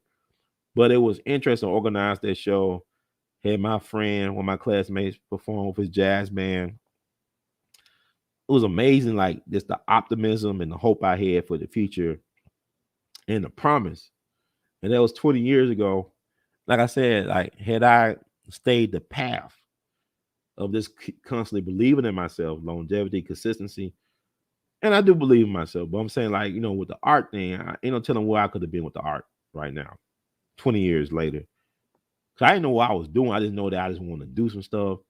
I believe in my talent and my ability to make things happen. People, people never, it boggled people's mind that I was able to do the things I did, because even that show, excuse me, it was reviewed by an art critic from the St. Louis Post-Dispatch. He was a well-known art critic.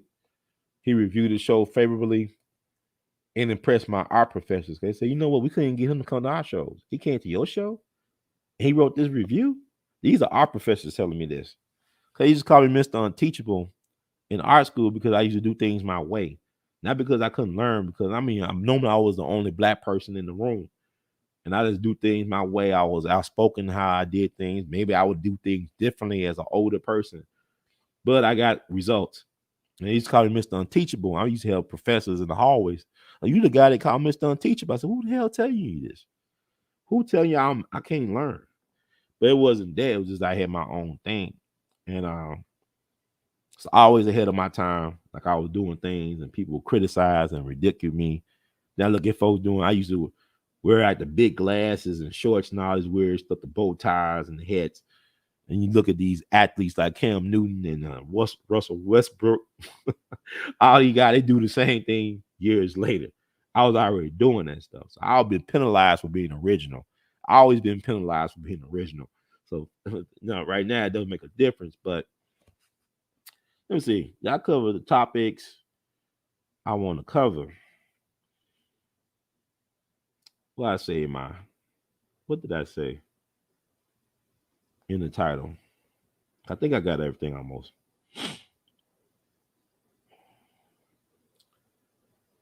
Okay. Talk about Tom. Yeah, but Tom Brady had an amazing career, but that's a lesson for anybody. Always believe in yourself. Let everybody else do the doubting. You just believe. You make and believe. Well, Sony say make believe. Make believe, man. So this is what my telling like. And also, I'm gonna do something different. I'm not gonna do too many features, man. I'm not interested in interviewing a lot of people right now. I know people are Judge Joe Brown. Well, Judge Joe Brown, get them anywhere. A lot of other people are more interested in talking about the things that I want to talk about. It's things that I've done last year that need to be better known. Like I said, over the last 20 years of my life, it's things I've done that need to be better represented, better known. So that's what I'm working on. I'm not interested right now in no interviews with anybody right now. I got a lot of more interest in shows to do, topics. things I never heard of. Like a lot of y'all never heard of the Evelyn McHale lady, right? That jumped from the Empire State Building. Got a lot more of those stories coming down the pipe. So thank you all who've been supportive, been understanding, been patient, and know that the best is yet to come. Yeah, let me talk about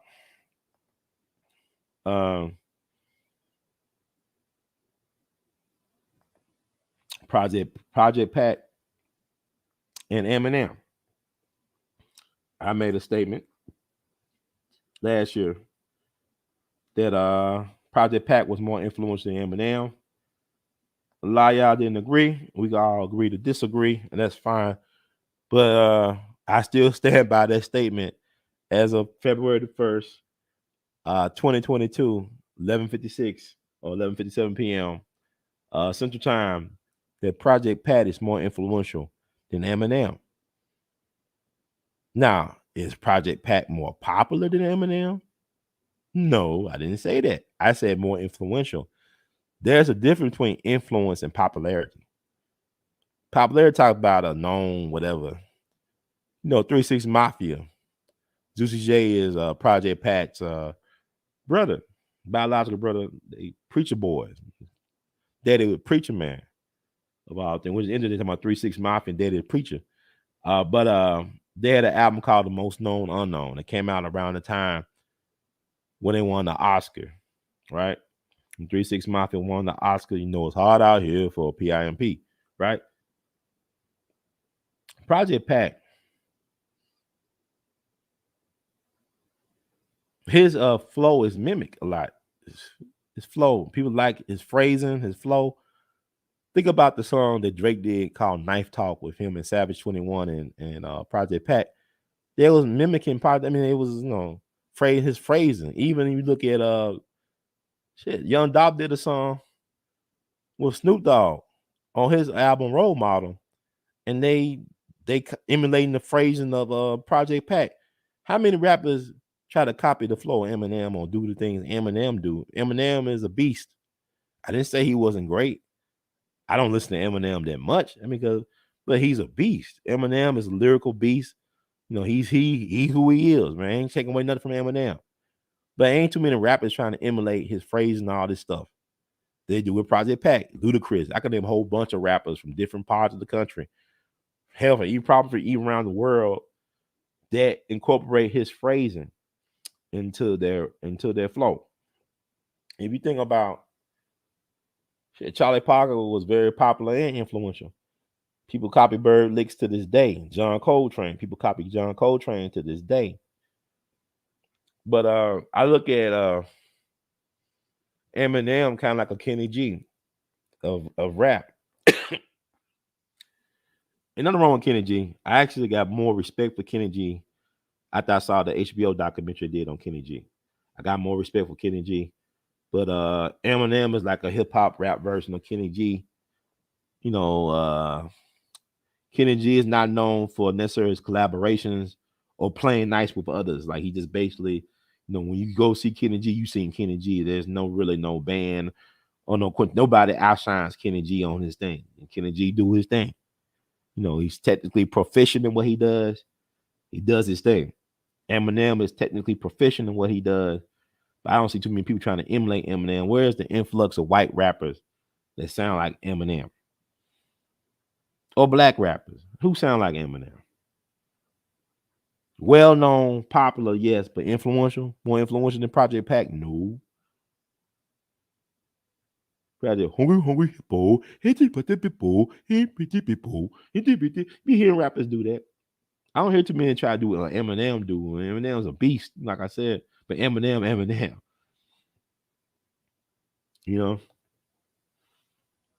He's not in my top 10. Or even top 20 probably. But not because cause I got preferences.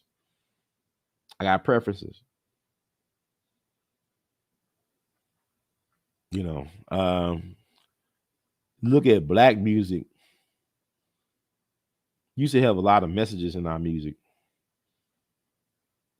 Duke Ellington was not just a jazz composer. He was not just doing jazz for the sake of doing music, but he was preserving the African American narrative, the so-called black narrative, the so-called black experience. It's not just he trying to make you dance. He's a historian who happens to be a musician. Preserving, he's a griot. You know, Eminem gonna do some things, but is he telling stories? I mean, he told me he got songs like Stan and all that stuff. Don't get me wrong. But I think about Tupac, man. Tupac to me he's the standard for me. As far as like you listening to our music, it's not just about staying in the confines of a so-called genre. It's about, crossing. Tupac have been just as comfortable as being a blues musician in the Mississippi Delta to me, as well as being a rapper, whatever. He's a poet. It's bigger than that, I think it's very important that people talk about things and don't always get its proper perspective. Like things that don't always get the attention that it deserves. Like that's why I'm bringing up Project Pat, because it's not about record sales. People say, well, Eminem the best-selling artist, Kenny G the best-selling artist, but he's better than John Coltrane. Is Kenny G better than John Coltrane? Is he better than Grover Washington? His idol was Grover Washington. Kenny G. He said, I want to sound like Grover Washington. I mean, really, and it's subjective, but what I'm saying is Coltrane, the stuff he did, it's like, okay, people tell my James Ntume, right? People say, oh, James Ntume died. And people, Mimi, shout out to Mimi, you know who you are. They email me, text me about some James Ntume. I'm familiar with James Ntume. Of course, I'm familiar with James Ntume. But are you familiar with who his father was? You know anything about his family? He didn't happen in no vacuum. His father is the great Jimmy Heath, who passed away back in January 2020. So his son died January 2022, and his father died almost 2 years before him. Jimmy Heath is one of the founding fathers of modern jazz. Jimmy Heath, they call him Little Bird. He sounded like Charlie Parker. He started on alto, ended up on tenor sax, but he had both John Coltrane and Charlie Parker in his band at one point. There's a picture of Jimmy Heath conducting the band with Charlie Parker and John Coltrane in his band. Jimmy Heath did things with Miles Davis. Jimmy Heath is a legend in his own right. The Heath brothers, James Ntume's uncles, are legends. Arguably the greatest jazz music siblings in history. They up there with Adderley, with Cannonball, Julian Cannonball, Adderley, and that. They up there with those guys. The Heath brothers. James Ntume, daddy was Jimmy Heath. And the reason why I talk about Jimmy Heath, he's from Philadelphia. He wrote an autobiography some years back. Bill Cosby, who's from who was a good friend of Jimmy Heath, did the foreword for his book. Back in March of 2016, I had a chance to honor Jimmy Heath. I went to his apartment in Queens.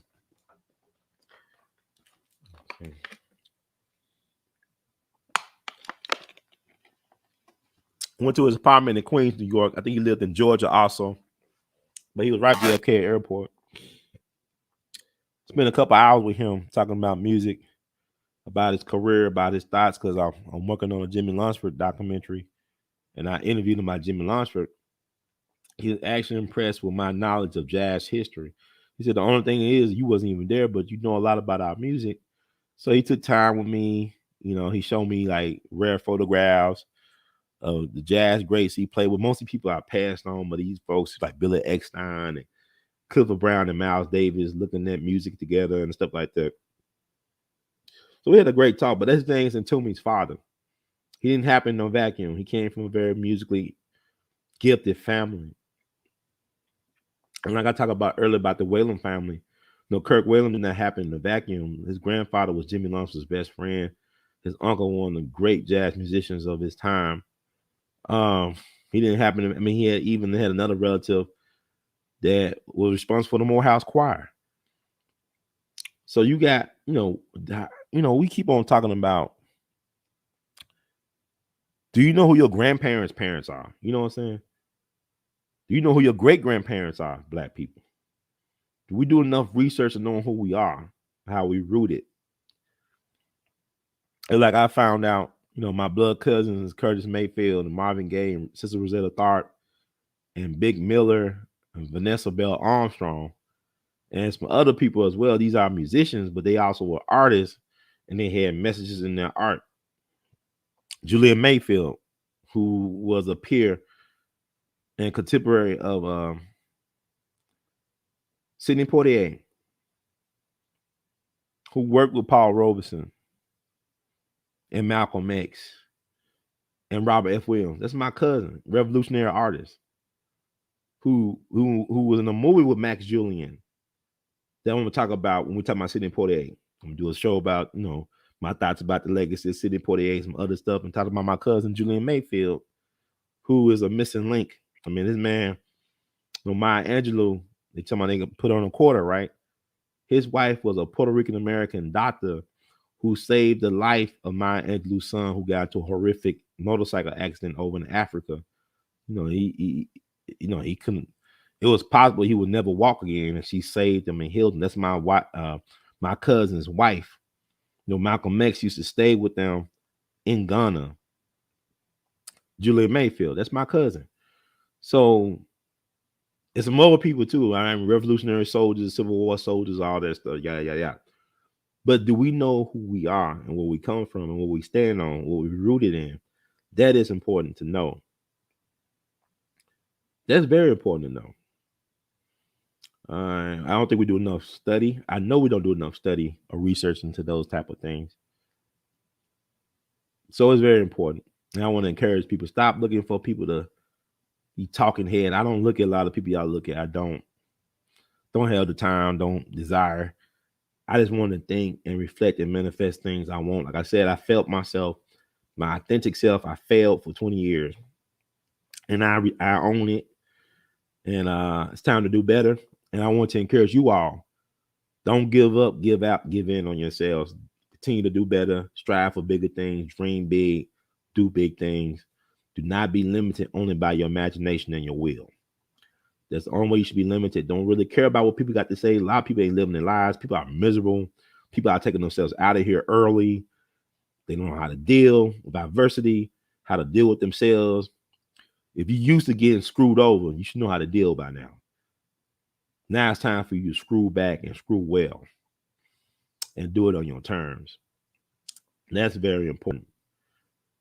But I think I touched on everything I want to touch on.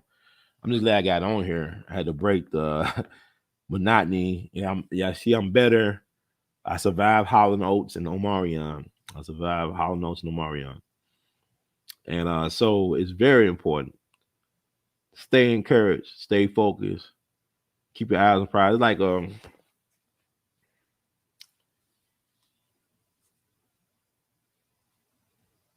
keep yourself in demand. Don't always be so accessible. I'm learning that lesson as I get older. It's not always worth to be accessible to people, including family. I'll be honest. People take you for granted. You take yourself for granted. Like I started thinking about value. Who do you value? What do you value? Do you know your worth? These are very important things. Most people don't know their worth because I don't know my worth. I'm still working on that.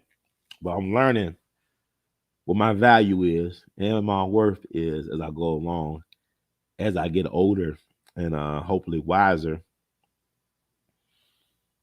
There's let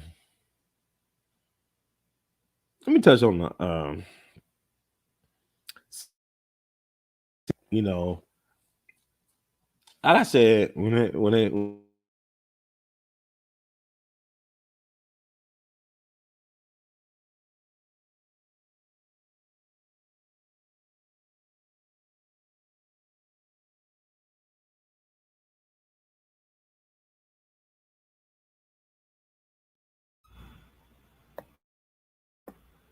okay, I think y'all can hear me. It said it was a passing icon, right? And people making up narratives about he was the first black movie star, and he won the first black man to win an Oscar. This was far from true. Sidney Poitier was not the first black movie star. That's disrespectful to Paul Robeson, Lena Horne, Etta Waters, But in particular, Stepin Fetchit. That was very disrespectful. Stepin Fetchit was the first black movie star, first millionaire black actor. Put some respect on Stepin Fetchit's name. Like James Basket was the first black man given an Oscar. People say it was an honorary, all them honorary. Y'all always care what white folks think about you. White folks wanted him to have the Oscar, they gave it to him. White folks wanted Sidney Poitier to have an Oscar, they gave it to him. White folks wanted Halle Berry, Denzel, Jamie Foxx to have an Oscar, they gave it to them. But James Basket was the first black man to get the Oscar. Hattie McDaniel was the first black woman to get an Oscar, or first black person to get an Oscar, excuse me. But stop trying to rewrite history because you don't like, Stepin Fetchit. Yeah, but he was an intellectual. He wasn't no idiot. He was just playing an idiot for white folks' comfort and make his money. Just like a lot of y'all play idiots and fools every day and don't get paid for it. Look how y'all act on social media. What's worse than what Stepin Fetchit was doing back in the day and what y'all doing on social media, World Star, Hip Hop, TikTok, and all this other stuff, YouTube. At least he got paid and compensated for his foolery. But he was playing a part. But he was very intelligent. Wrote for the Chicago Defender. Had a lot of sense. But, Sidney Poitier was even liked by all black people in terms of his acting. Some people thought he was an Uncle Tom. Uncle Tom means something different originally. What I'm saying is black folks wasn't all universally praising Sidney Poitier's performances during his career. Nothing wrong. You shouldn't and people are entitled to their opinion. It's like Guess Who Coming to Dinner. We played the black dude, coming home with the white girl or coming to her place with Spencer Tracy and Katharine Hepburn. And, the black folks love him, and he the night is Mr. Tips. He slapped that white man with my favorite parts of that movie. And all cinematic history, actually. But he wasn't always like people thought he played it too safe and all this other stuff. So you can't please everybody. You should want to try to please everybody. Sidney Poitier was married to a black woman at first, Juanita. And I will say this by Sidney Poitier. When he was married to Juanita, he was in that Black Power stuff. They used to have people like Malcolm X and Lorraine Hansberry raising the son. All of them would come to the Poitier house to discuss strategy, discuss movement business, Lena Horne. So Sidney, went down to Mississippi with Harry Belafonte, risked their life for the movement. He did things. I give him his respect, but don't lie to fit a narrative because you're ashamed of our real past. Like, don't forget about James Basket. Don't forget about Stepin Fetchit. They were real. They happened. Give them their propers. Learn the history. Learn about Burt Williams. Learn about the people that came. Freddie Washington. Learn about the folks who came before. Stop trying to marginalize everybody. And on Sidney Poitier, and really, to be honest with you, black folks celebrate always being confined. We love to be confined to white folks' imaginations, to our own soft bigotry, low expectations. Because to me as an artist, I have a right to express myself any way I see fit. It don't make a difference if you like it or not. To me, I'm not going to bound myself by the shackles of our people's limited imagination and by our limited expectations about what we can be. The artist, you're supposed to be able to explore, to express whatever you want to, and be willing to deal with the fallout. To me, that's real art. It's not about, I'm going to confine myself to what's decency in a world full of filth?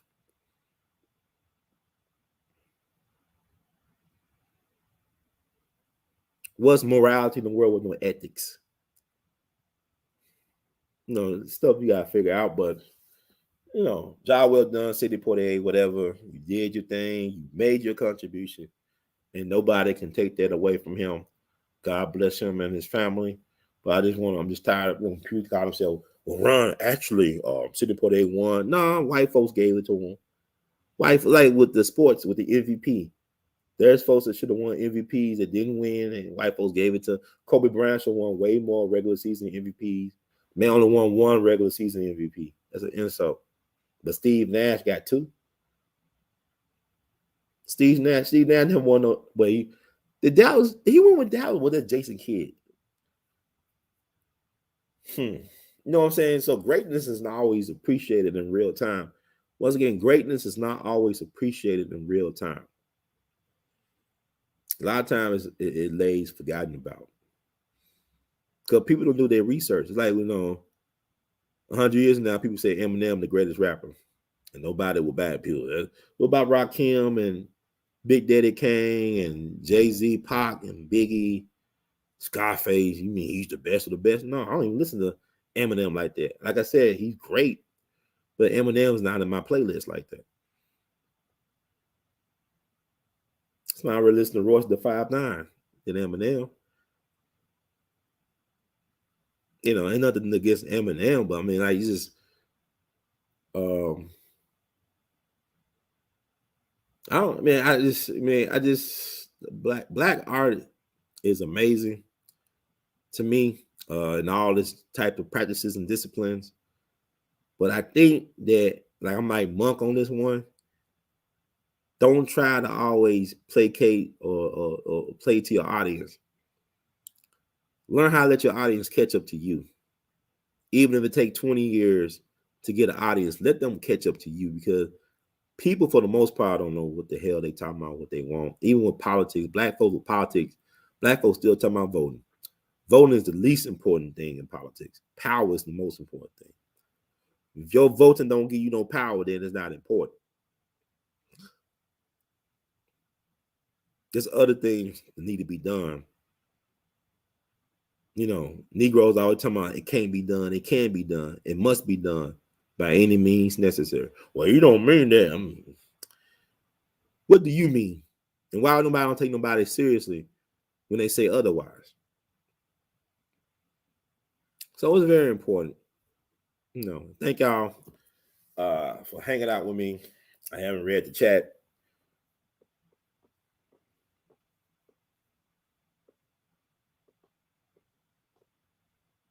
Yeah, Chuck D. Yeah, Chuck D is a great MC.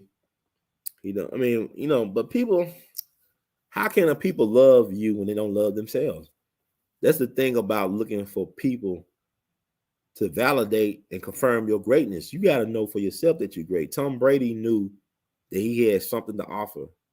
And whatever people may think about Tom Brady, he probably could have played till he was 50 years old, but he did it his way. He fought for his space in the world. You got to fight for your place in this world. You got to be animate about your place and about your right to exist and to express yourself on your terms. You got to fight for those privileges. They're privileges. People, y'all looking for people to always confirm and validate.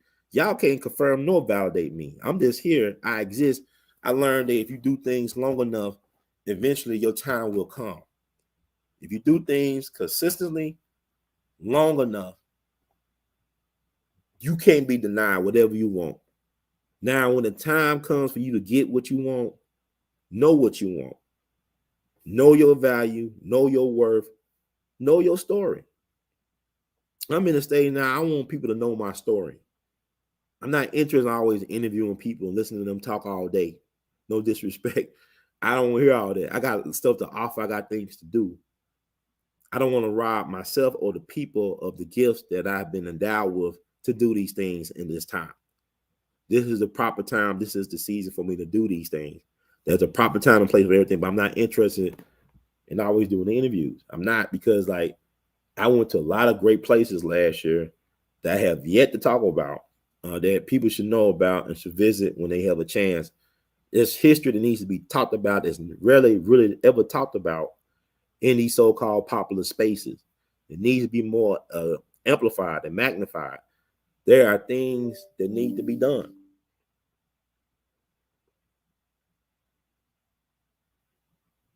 So thank you, Real Black, for coming in. Talking about some malfunction. I think y'all can hear me. Hell, I don't know. Let me check.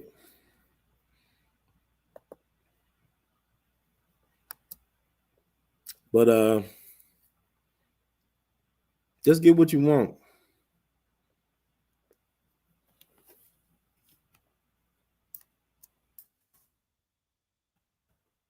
Hang in there. Don't give in. Don't give up. Don't give out. Thank you, family, for rocking with Brother Ron. I'm gonna talk my way through this. If you like for the words from Brother Herb, please spread the word. Subscribe to We All Be TV. One word. You could also cash app your support, $ R2C2H2.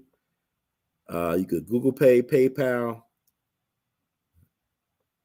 Zelle your support at R2C2H2 at gmail.com. You can Vimo your support at R2C2H2. I don't know. Let me check something right quick.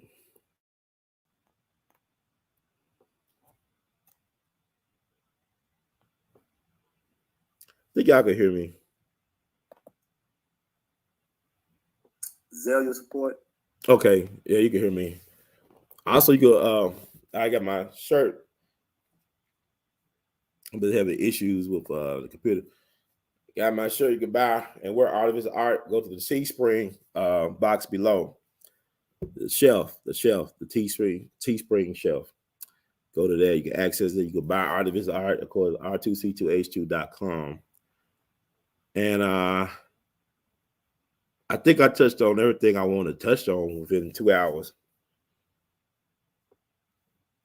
I thank you, Real Black. Appreciate it. Shout out to Real Black. Thank you for tuning in, brother. Staying late.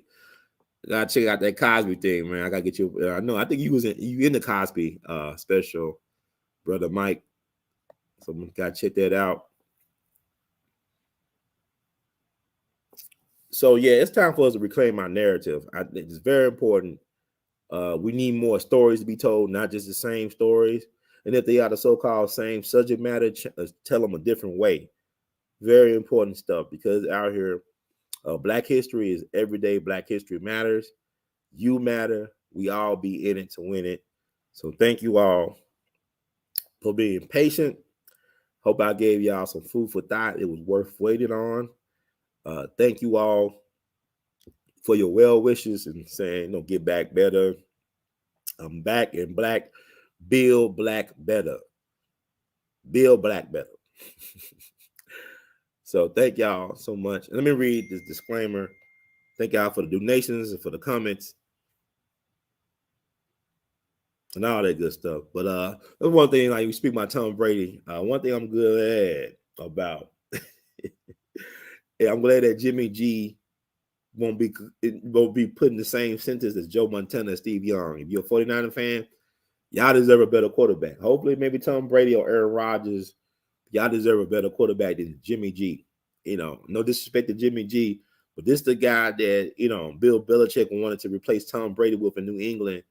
And that's why Tom Brady didn't probably acknowledge Bill Belichick or the Patriots organization at the time, among other slights, but that's another story. But thank God that Jimmy G is not going to the Super Bowl. And go Rams, go. I like to see Matt Stafford and Aaron Donald and Odell Beckham Jr. win Super Bowl. Even though all this stuff is rigged, it'd be nice to see him win. And also, as much as I criticize Eminem, I'm looking forward to seeing the Super Bowl halftime show with Eminem, Dr. Dre, Snoop Dogg, Mary J. Blige, Kendrick Lamar, and some more people. So it should be fun for all. But thank you all for being patient with me, for riding with me. Sorry about the technical difficulties, but it's the first show back. Know that the best is yet to come. And let me read the disclaimer. Get out of here.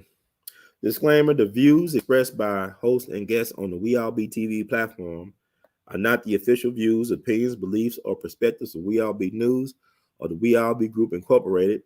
We All Be News is an organization that thoroughly believes in supplementing the information narrative that is usually supplied by the corporate news entities with those viewpoints and expressions which may be marginalized or ignored for a plethora of reasons. We are about informing the general public on alternative perspectives as it relates to news and information, and letting the general public be the ultimate judge and decide on how to use said information. Informed citizens are responsible citizens. Thank you for your support. Thank you all for tuning in, tuning out, getting down, getting out, not giving up, giving in or giving out with Brother Ron and We All Be. and know that we love you madly. Thank you all for the comments, the moderators, support, donations, all that good stuff. We love you madly.